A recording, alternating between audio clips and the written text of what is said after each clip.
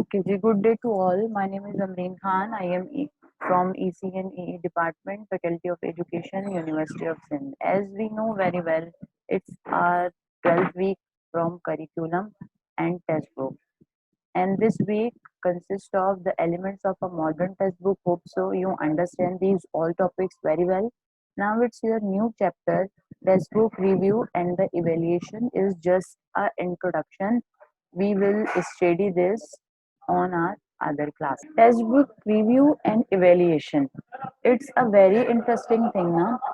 Okay, when a book review tells not only what is the book, but also what a book attempts to achieve and how it can be used. आपको review book का review सिर्फ यही नहीं बताता कि ये book क्यों है, आपको रिव्यू ये भी बताता है कि आप इस बुक से क्या एक्सपेक्ट करते हैं, क्या अचीव करना चाहते हैं, ये बुक किस लिए इस्तेमाल हो रही है. To discuss the uses of a book, you must explore your own reaction, for these reactions reveal how you have responded to the book.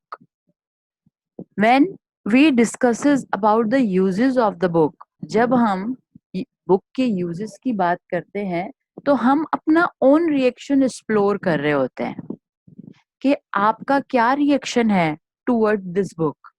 ये बुक आपके लिए कितनी इंटरेस्टिंग है, ये बुक आपके लिए कितनी नॉलेजेबल है, आपके लिए इसमें कितनी जो है वो इफेक्टिवनेस है.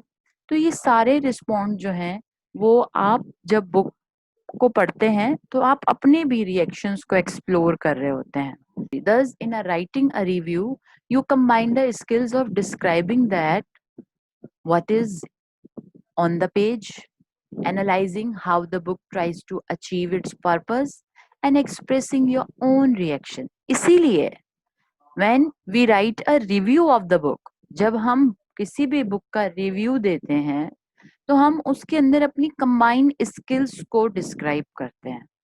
अब वो स्किल्स में क्या आ जाता है कि इस पेज में क्या है, आप ये एनालाइज करते हैं कि ये बुक का पर्पस क्या है, आप इसमें क्या अचीव करना चाहते हैं, और अगेन रिव्यूअर का ऑन रिएक्शन.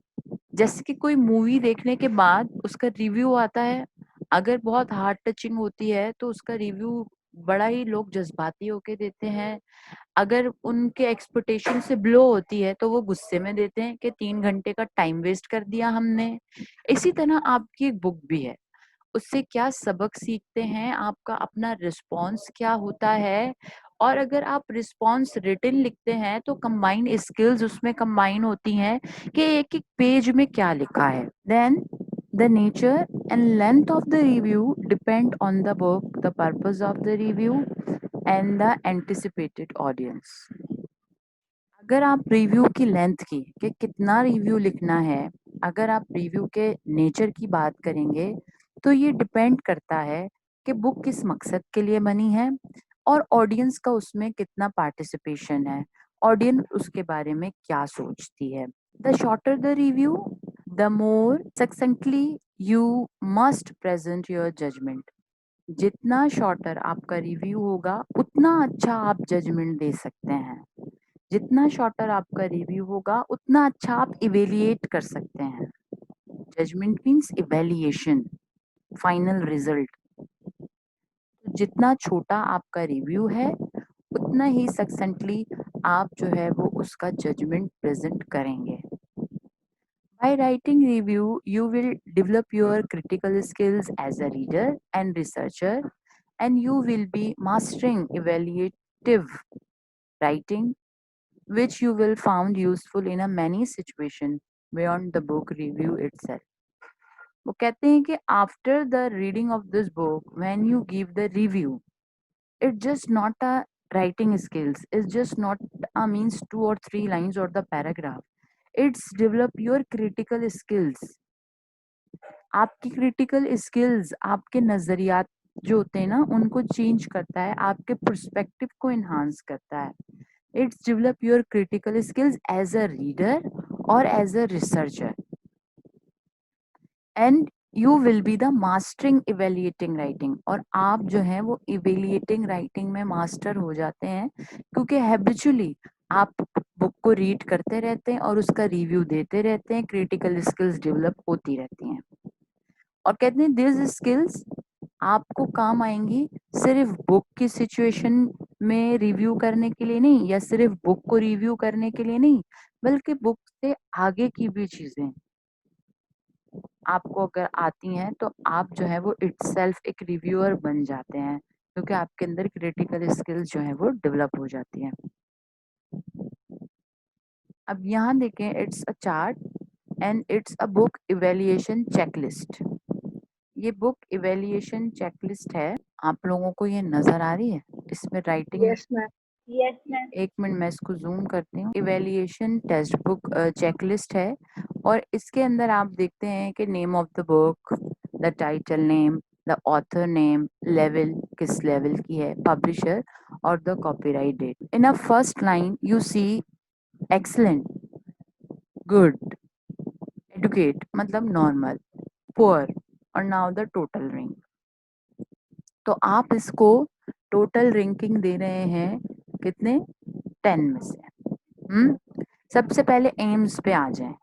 एम्स है, देखें फिर आ गया आपके पास एम्स, मैंने आपको बताया था एम्स द ब्रॉडर टर्म, ठीक है। What extent does the text book fit the STS background?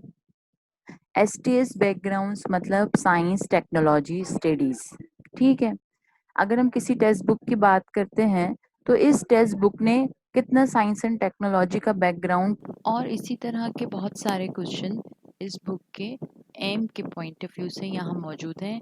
अब आपने इसकी रैंकिंग करनी है। Whether the point is excellent, tick on a excellent. Whether the point is good, now the tick on a good.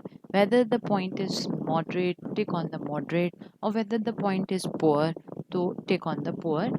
And when we combine these all, when we sum these all points, we give the final point for every individually for every points. So means के अगर आप किसी भी book को evaluate करते हैं तो उसकी चेकलिस्ट होती है। वो चेकलिस्ट उसके तमाम के तमाम पर्सपेक्टिव पर मार्किंग करती है कि अगर साइंस की बुक है तो वो एक्टिविटीज़ को कवर कर रही है या नहीं। अगर लैंग्वेज की बुक है तो वो ग्रामर को, स्पीकिंग को, रीडिंग को, राइटिंग को, विकेबलरी को कवर कर रही है या नहीं कर रही। तो चेकलिस्ट से हम जो है वो किसी भी बुक को इवेल्युएट करते हैं। फिर आप उसको मैच करेंगे कि कंटेंट जो है वो आपके पास ऑथेंटिक है, अंडरस्टैंडेबल है या नहीं है। देन द स्किल्स, कि what skills integrated the text book, integrated the skills well, कौन सी स्किल्स अच्छी कर रहा है, आपकी स्किल्स डेवलप, गुड कर रहा है, पुअर कर रहा है, एडुकेट कर रहा है। तो these are complete evaluation checklist that consisting on some marks with the quality of your textbook. There is a aim, content और your skills. ऐसा नहीं होगा बेटा कि यही क्राइटेरिया हर चेकलिस्ट का होगा कि कंटेंट, एम्स और द स्किल्स, ऐसा नहीं होगा। The checklist criteria change according to the book. हम अपनी क्लास को यहीं पे ख़त्म करते हैं। ओके, अपना बहुत ख्याल रखिएगा, अपने घर वालों का बहुत ख्याल रखिएगा, मुझे दुआओं में बहुत याद रखिएगा। अल्लाह हाफिज़। Thank you ma'am. अल्लाह मैम हाफिज। आप भी हमें दुआ में याद खुदा रखें। हाफिज। अल्लाह हाफिज़।